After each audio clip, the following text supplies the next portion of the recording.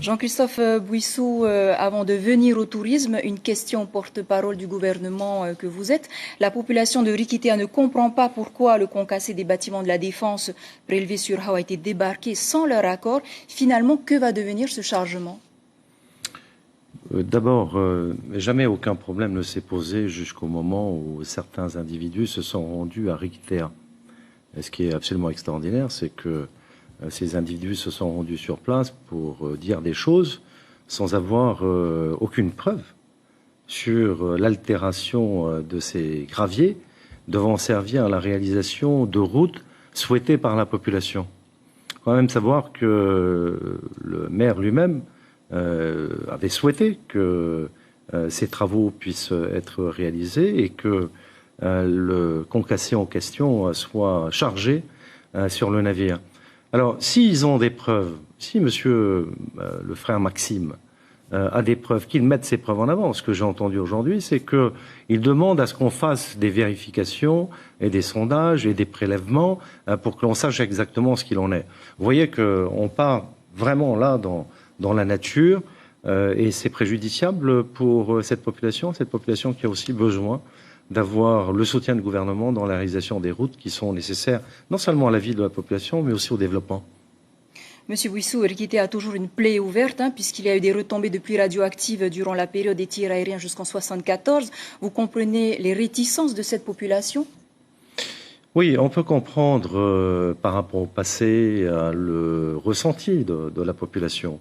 Mais en même temps, on ne peut pas vivre ainsi. On ne peut pas vivre dans le passé. Auquel cas, on ne fait rien. Et on n'avance pas. Alors, il y a un choix. Soit on nous fait confiance dans cette affaire.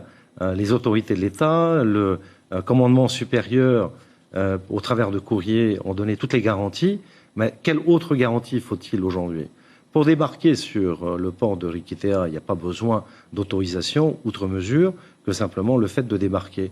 Si le maire avait souhaité réellement que ces gravats ne soient pas débarqués, il y aurait un arrêté du maire pour, tout simplement, par précaution, éviter qu'il y ait un impact sur la population. Vous voyez, donc, disons qu'aujourd'hui, on a besoin de sortir de cette situation, auquel cas, s'il faut retransporter tout cela ailleurs, c'est énormément d'argent au niveau du budget, il faut quand même le comprendre, et c'est aussi un préjudice causé sur les travaux qui devaient être réalisés sur Rikitea. Parlons tourisme à présent, Monsieur le Ministre. Des chiffres positifs, près de 8% d'augmentation depuis le début de l'année. Sommes-nous en train de sortir de la crise? Ça fait, on peut dire, depuis 2014 que les chiffres sont en augmentation. On a commencé assez loin, quand même, 160 000 touristes. Cette année, on espère atteindre le chiffre de 200 000 touristes. Si on arrive à réouvrir un certain nombre d'hôtels qui étaient fermés, il faudra des travaux. Ce sont aussi des emplois pour les gens qui viendront à travailler au travers des entreprises qui seront embauchés. Donc, figurez-vous qu'on a fermé quand même plus de 1000 chambres d'hôtel. 1000 chambres d'hôtel, vous savez, la moitié du Tahiti Marina Beach. Alors, plutôt que simplement d'attendre, et nous travaillons sur les constructions de Tahiti Marina Beach, nous pouvons aussi réouvrir les hôtels qui sont là, et c'est le cas du Hilton de Fa'a. Je remercie le propriétaire d'avoir accepté de partir de l'avant, et parce qu'il y a un soutien aussi, il y a un intérêt d'investisseurs de l'extérieur, on le voit bien aujourd'hui. Beaucoup de gens achètent des hôtels, viennent soutenir, investir dans ces hôtels. C'est aussi tout à fait. On a remarqué qu'il y avait beaucoup d'investisseurs qui s'intéressaient, notamment Monsieur Gray. Quel regard portez-vous, vous, le gouvernement, sur ces investisseurs étrangers? Bienvenue en Polynésie. On déroule le tapis rouge à tous ceux qui ont envie d'investir dans notre pays, parce que ce sont des emplois pour la population, et c'est aussi la confiance qui renaît et qui avait disparu au travers de toutes ces années. Je disais tout à l'heure l'hôtel de Fa'a, mais il y a aussi les hôtels de Bora Bora, le nouveau hôtel avec une centaine de chambres. Vous vous rendez compte, une centaine de chambres, ça représente 8000 touristes supplémentaires qui pourraient venir en Polynésie. On parlait de Bora Bora, ça reste une destination prisée. Pourquoi ne pas promouvoir d'autres îles? Vous savez, on promeut toutes les îles. Il n'y a pas Bora Bora, c'est vrai que c'est un peu la tête de pont, parce que c'est connu mondialement. Vous allez aux États-Unis, sur la côte est des États-Unis, en Floride, vous posez la question de savoir s'ils connaissent Bora Bora. Oui, ils connaissent Bora Bora. Donc, rien que sur le salon du tourisme, par exemple, certains hôteliers se plaignent que les places d'avion en promotion pour leur destination sont trop limitées pour attirer du monde chez eux. Avez-vous une solution par rapport à cela? Oui, il faut d'abord augmenter le réceptif. Lorsqu'on augmente le réceptif, le nombre de chambres, le nombre d'hôtels, on augmente les fréquences des avions. Il y aura certainement aussi d'autres compagnies aériennes qui viendront chez nous. Hainan se prépare à faire des lignes directes en Polynésie. Et je vais vous annoncer une chose, même Hawaiian Airlines va remplacer son avion pour faire 3 fréquences en Polynésie en 2017 au travers d'un ce qu'on appelle un monocouloir, un A321, 3 fréquences sur la Polynésie, c'est-à-dire que nous aurons des touristes américains, des touristes aussi japonais qui pourront venir passer 2 nuits, 3 nuits en Polynésie. Voilà comment on fait. C'est une planification à long terme. Vous savez, c'est pas yaka faucon. Hein. Ceux qui font du yaka faucon, généralement, ça dure pas trop. Donc, on a une stratégie du tourisme. Cette stratégie, d'ailleurs, voilà, cette stratégie, je suis venu sur votre antenne.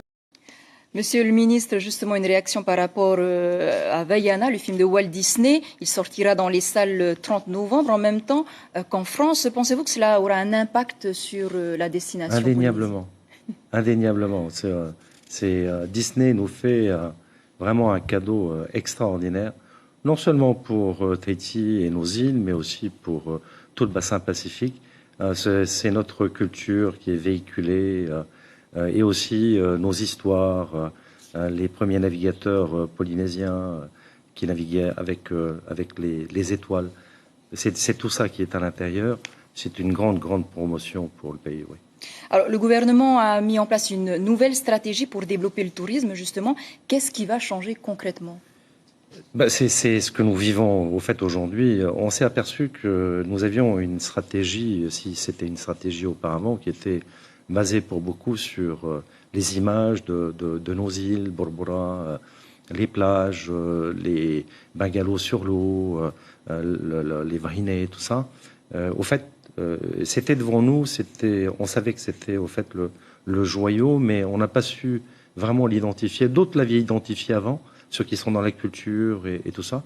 Et donc on a décidé de recentrer sur le Maori, l'identité Maori, sur sa culture, sur qu'est-ce qui nous différencie par rapport aux autres peuples de la planète. Et surtout, ce que nous disent les gens qui viennent nous visiter. Et comment vous allez le véhiculer? Surtout ce que disent les gens qui viennent nous visiter, c'est vraiment la gentillesse des Polynésiens. Donc on va véhiculer tout ça au travers de promotions à l'extérieur, mais pour que l'on soit encore meilleur demain, pour que notre produit touristique soit à l'image de ce que l'on considère, nous, Polynésiens, c'est aussi dire à chaque Polynésien, vous êtes acteur du développement du tourisme.